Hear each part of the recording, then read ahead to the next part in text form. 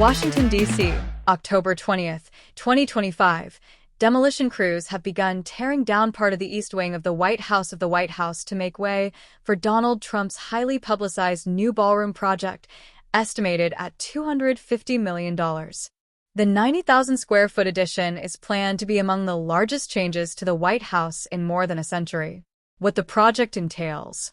The planned ballroom will span roughly 90,000 square feet and seat 650 to 1,000 people, depending on configuration.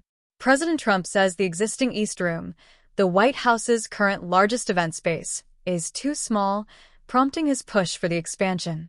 The project is said to be privately funded by Trump and unnamed donors, rather than via taxpayer funds, according to White House sources.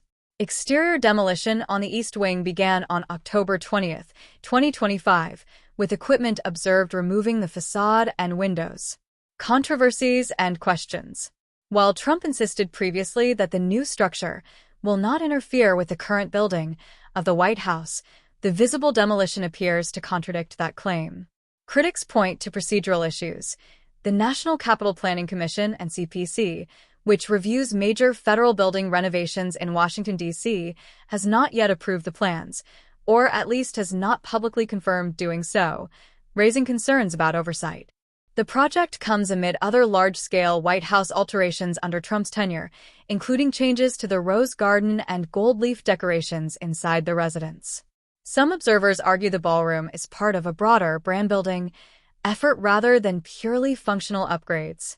Plans for the ballroom were unveiled around July 31st, 2025, with a projected cost originally reported at $200 million, later rising to $250 million. The White House announced public tours would be suspended beginning September 1st, 2025, citing extensive renovations tied to the project. Trump has expressed that the ballroom will be finished before the end of his second presidential term in January 2029. With demolition underway, next steps will include structural work, historic preservation of items in the East Wing, design and construction of the new ballroom space, and integration with the existing residents. Why it matters. For the White House, the expansion would provide a major new venue capable of hosting significantly larger events, something that Trump said previous administrations lacked. But for the broader public and historians, the changes raise questions about historic preservation, public access, given the tour suspension, use of private funding in federal buildings, and the symbolic significance of reshaping an iconic national landmark. The project also serves as a reflection of Trump's style of governance, large-scale, attention-grabbing, and leaving a visible legacy.